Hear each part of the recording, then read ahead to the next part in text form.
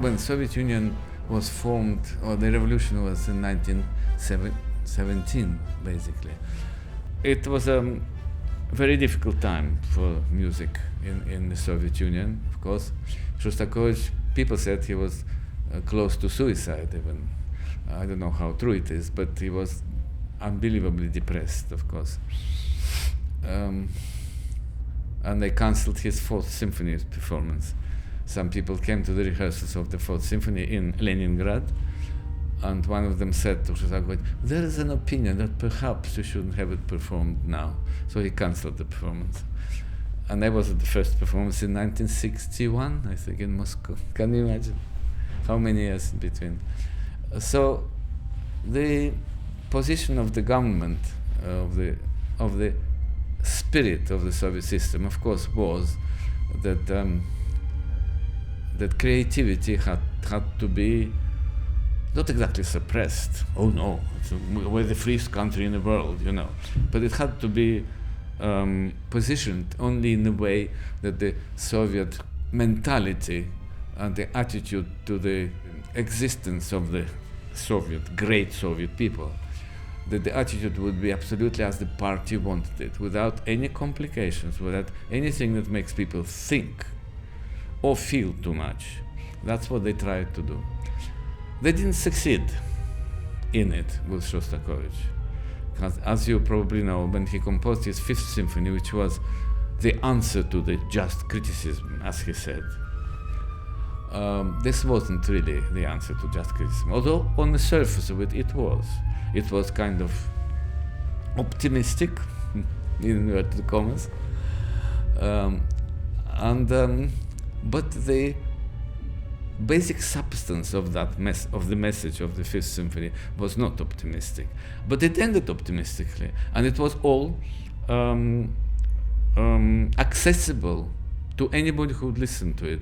There was no more some unbelievable sounds that you can't understand why they exist. It was all very clear. And the party didn't know what to do about it. They were not all idiots. Some of them understood that what he wanted to say was not exactly what they wanted him to say. But on the face of it, it was all kind of acceptable. So there was no review of this symphony for many months. And finally there was one which was positive, because they couldn't write a negative review. But the success was such that it was beyond description. I mean, all the people, I think, applauded Shostakovich for about 20 minutes. So it was quite unbelievable. Even in the Soviet Union, they couldn't ignore it. That was fantastic. And then the war came, and of course he composed the Seventh Symphony, Eighth, and he was a hero, basically. You know his photographs, and he was trying to extinguish the bombs in Leningrad and everything. He was evacuated eventually. So he was a hero of the Soviet Union. And then they asked him to compose a Victory Symphony. Now, Shostakovich was one of the most honest people in the world. You can imagine that. And he couldn't compose a Victory Symphony because the war was won by such sacrifice that it was beyond description. We lost 20 million people in the war, and that was, we know that we lost 20 million people. How many more million people that we can't count, we don't know, but 20 for sure. And Stalin was one of the perpetrators of this loss, no question about it. Now, how could Shostakovich, in his sane mind, write a Victory Symphony? He couldn't. So he wrote the Ninth Symphony, you know Ninth Symphony.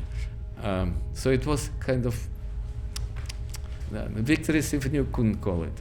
And the trombone solo before the finale is a lament, of course. And however stupid the party people were, they realized that. And he was denounced again in the press. Yet again. He thought his life was finished again. That was the life of Shostakovich. He got a phone call from the Philharmonic Society.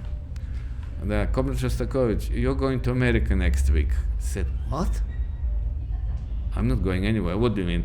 The Soviet government, on the cultural exchange, which was signed by both parties, decided to send you along with other Soviet composers. Prokofiev wasn't well, he couldn't go. But Kabalevsky, somebody else, I can't remember now, you're going with the delegation of Soviet composers. No, I'm not going anywhere. What do you mean you're not going? Party and government, that's our thing. Party and government are sending you. No, I'm not going. So Stalin phoned him, and the next day, or maybe the day after, Stalin was very busy, of course, he couldn't phone the next day probably. Anyway, he phoned to say, Comrade Shostakovich, yes, Comrade, it's Comrade Stalin, yes, Comrade. I hear that there's a problem of you going to the United States. Yes, Comrade, what is the problem? Well, Comrade Stalin, what can I tell the Americans? My music is not performed in my country after the denunciation by Zhdanov. Only the Fifth Symphony, which was composed in the 30s, and that's about it. What will I tell the Americans? Is that so? He said. Your music is not performed. That is correct, Mr. Comrade Stalin. You know what he said? Let me see what I can do about it. Can you imagine? Eh? The dictator says, let me see what I can do about it.